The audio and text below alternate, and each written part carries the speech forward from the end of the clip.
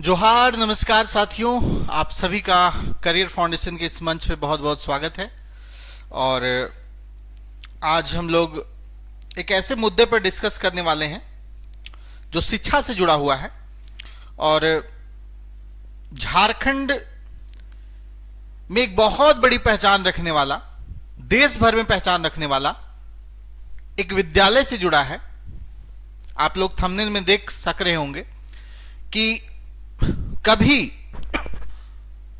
Jharkhand topper देता था यह संस्थान, लेकिन आज अस्तित्व की लड़ाई इसकी चल रही है। कैसे अस्तित्व बचाया जाए, इसकी लड़ाई चल रही है। आप लोगों ने नेतरहाट आवासीय विद्यालय का नाम सुना होगा, सिर्फ नाम नहीं सुना होगा। कभी आप भी इस विद्यालय में एडमिशन लेने के लिए दिमाग में आपके आया ही होगा कि हम भी नेतरहाट का एंट्रेंस पास कर जाएं और नेतरहाट जैसे विद्यालय में पढ़ें। हम भी जब बचपन में थे तो हमारे भी दिमाग में होता था कि आखिर इस विद्यालय में ऐसा क्या है कि हर साल जब हम मैट्रिक का रिजल्ट देखते हैं तो 10 में से 6 टॉपर, 7 टॉपर, कभी कभी 10 टॉपर इसी विद्यालय से होते थे।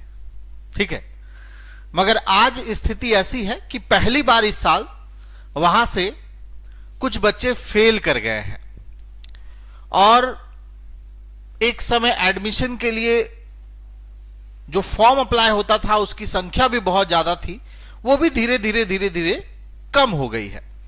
तो इस वीडियो में हम लोग विश्लेषण करेंगे कि आखिर क्या कारण है कि नेतरहाट आवासीय विद्यालय की साख धीरे धीरे गिर रही है। हम लोग इस विद्यालय के बारे में भी जानेंगे कि इस विद्यालय की स्थापना कब हुई थी और किस तरह से यह विद्यालय संचालित होता है। तो पहले हम लोग जान ही लेते हैं कि नेतरहाट आवासीय विद्यालय जो है वो कहां स्थित है, कब इसकी स्थापना की गई थी।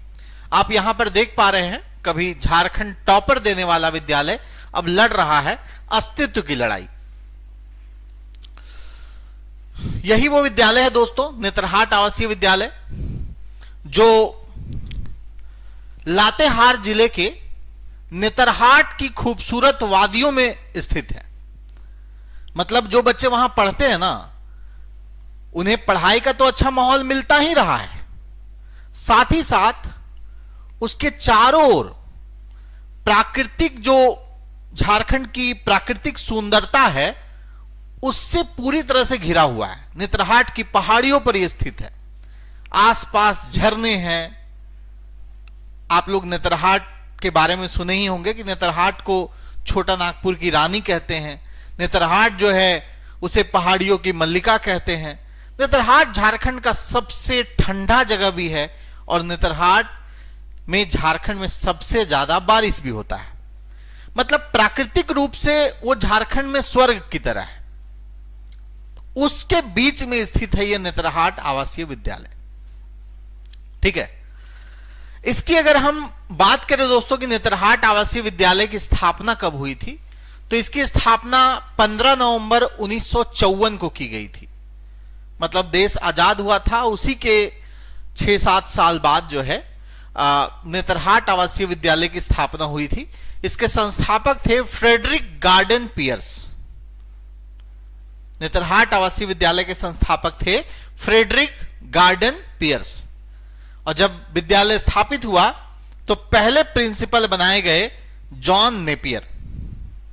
ठीक है, यह एक बेसिक इंफॉर्मेशन है इस विद्यालय के बारे में।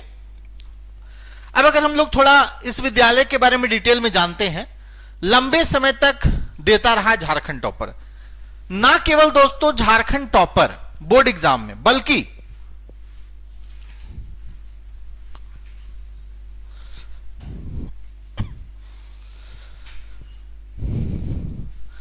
ना केवल झारखंड टॉपर बल्कि इस विद्यालय ने देश को सैकड़ों आईएएस ऑफिसर दिए हैं, सैकड़ों आईआईटीएन दिए हैं और इसरो में और जितने भी बड़े बड़े संस्थान हैं सभी जगह इस विद्यालय से पढ़कर बच्चे गए हैं। पूरे देश में ख्याति प्राप्त था इस विद्यालय का। और एक बहुत ही इंटरेस्टिंग बात मैं आपको बता दूं कि जब पीवी नरसिम्हा राव प्रधानमंत्री थे तो इस विद्यालय का दौरा किए थे, और इस विद्यालय को देखकर ही पीवी नरसिम्हा राव ने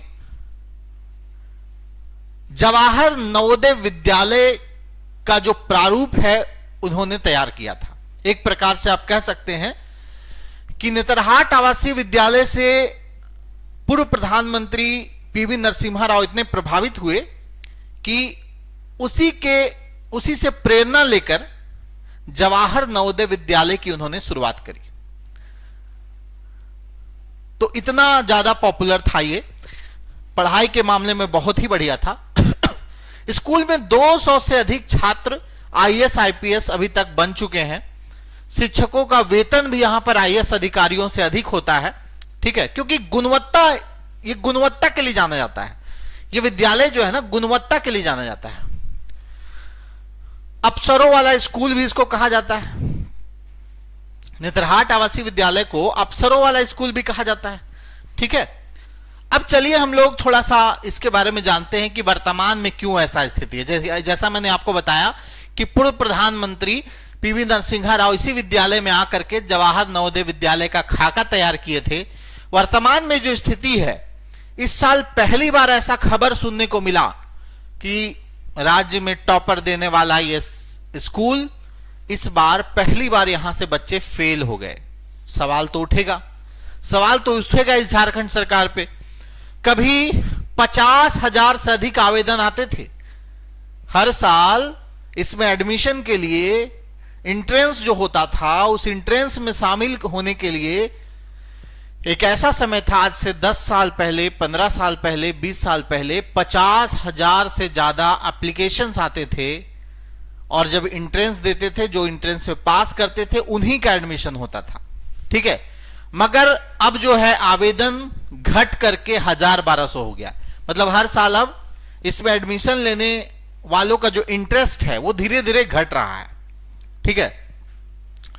कहीं ना कहीं इसकी गुणवत्ता जो है नीचे गिरी है, कहीं ना कहीं इसकी साख पर प्रभाव पड़ा है।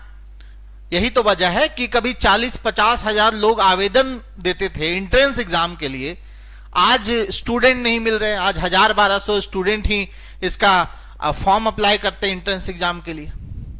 तो सवाल यही से खड़ा हो रहा है दोस्तों।